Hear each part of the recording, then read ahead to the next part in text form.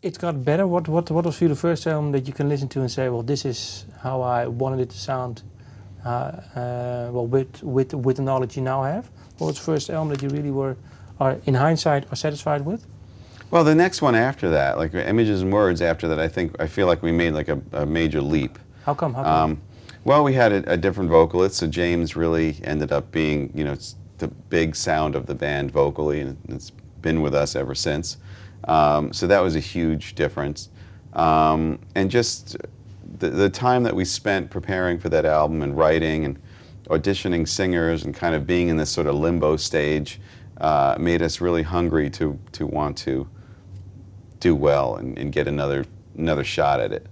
And so I think it has a bit more maturity. I think it was produced well, and it sounds better. It was mixed better, you know. And the songwriting? I think the songwriting's better.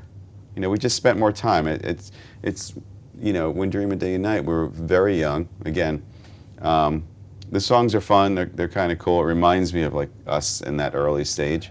But after a couple of years and just spending more time with it and working together as writers, I think it got better. Okay.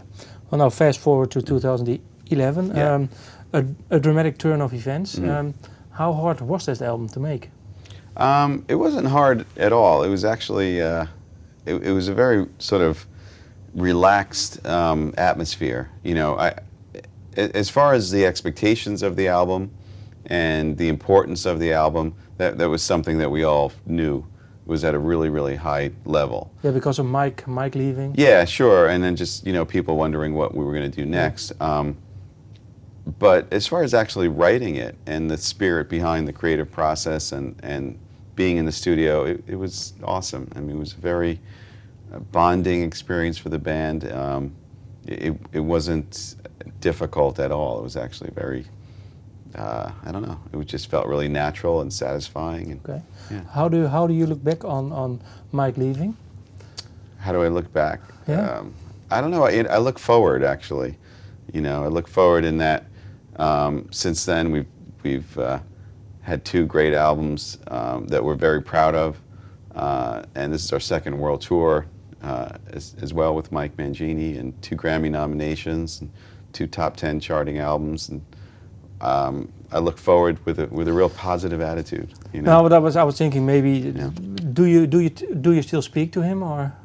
I look forward to the future. You know, Okay. everything is doing great. You know, I have a little bit of contact with Mike via email. Okay. I haven't seen him since he left, and I know he's doing great with all his projects and stuff. So I'm happy for him. So no hard feelings then? No hard feelings. Why I was saying the album, because well, it was the first album that you had a new drummer, Right. But you programmed some beats I yourself. did. I did. When did you pick up after the dramatic album for this album? How did it fall into place now for this creative process? Well, you know, like you said, the dramatic turn of events, I was programming the drums, and then Mike, you know, we wrote the album without him, and then a couple months later he came in and played the drums and interpreted the songs in his way. This one, he was in the studio with us, and we were playing together as a band, and there's a lot more, I don't know, there's a lot more spontaneity to this album. There's obviously a lot more creative input from Mike as a drummer and as a writer, and I think there's a lot more energy because of it. You know, it's a little bit more unleashed. You know, it takes chances, I think, in a bigger way. What did he bring to you all? I mean, once you it's some sort of social process, of course. Once you pick someone out and you put someone else in, Yeah. then the other people change too. What did he do to the band? Feel? Yeah. Well, like you said, you know, as soon as somebody different is in, there's, you know, you have somebody else's ideas and thoughts and personality, and he brought like a lot of energy. A lot of knowledge, a lot of complex rhythmical ability, you know, and again, spontaneity to the writing process and the recording process, and a lot of power, a lot of passion and enthusiasm. Are there certain songs that you say, well, this is definitely a song that's unique for the way we are now on this album? That you say, well, that, well, because of this new Right. dynamics? Right. You know, I look at all of them, I guess. Okay. Yeah, it's hard to just pick one. That, you know, they all reflect the way that the band sounds, and again, the way that we are moving forward. It's why the album's called Dream Theater. It's why it's self-titled, you know, because it kind of, the whole album as a landscape illustrates our creative thoughts and ideas, you know, now, and how we feel about the band, and our commitment to writing and playing this kind of music, our commitment to our fans all around the world who have supported us for so many years. You know, we just wanted to restate that. This is Dream Theater, and we're moving forward. When did you came up with this album title? The album title? It was a few months before we went into the studio. So pretty early on then. Yeah. I had suggested it as an idea going in when we were talking about, you know, when to do the album, where to do it, the kind of songs we wanted to do, who was going to engineer it, who was going to mix it, everything like that. One of the ideas I had is maybe it's time to self-title. Maybe it's time to make that statement, you know. And so everybody was really into it. But why did you have this feeling now this time? I don't know. It's a good question. It felt really right, you know, because obviously we didn't do it on the first album. No. That would have been the best, one of the best times. And then all the other albums after that, it never felt right. It kind of felt like weird, you know. You know, we would talk about, nah, this doesn't sound like a good idea. And this one just felt like, you know what? Like, let's do it. You know, let's make a statement. Let's bring attention to it, and at the same time, let's let people develop their own sort of what's it called? Ideas about what this album is going to be. Instead of having a title kind of give it all away, you know, let's make it more of a mystery, and you know, that's why the cover is so understated. You know, we wanted to do this sort of this quiet confidence type of thing, and then when you get into the album, even artistically, then you see the pages unfold and you see the complexity of the artwork and everything. And same thing with the music. You know, keep it Dream Theater, keep everybody guessing, make a statement, bring attention to it, and then when you listen to it, that's when it's all revealed. If you compare this album, let's say you have a life cycle of the band. Yeah. If you compare this album and you compare it to another album, what sort of what sort of feeling do you have? It's hard to say. Maybe you know? maybe the second album. Yeah, maybe it is. You know, because you know, in a way, like, you know, we've had member changes before.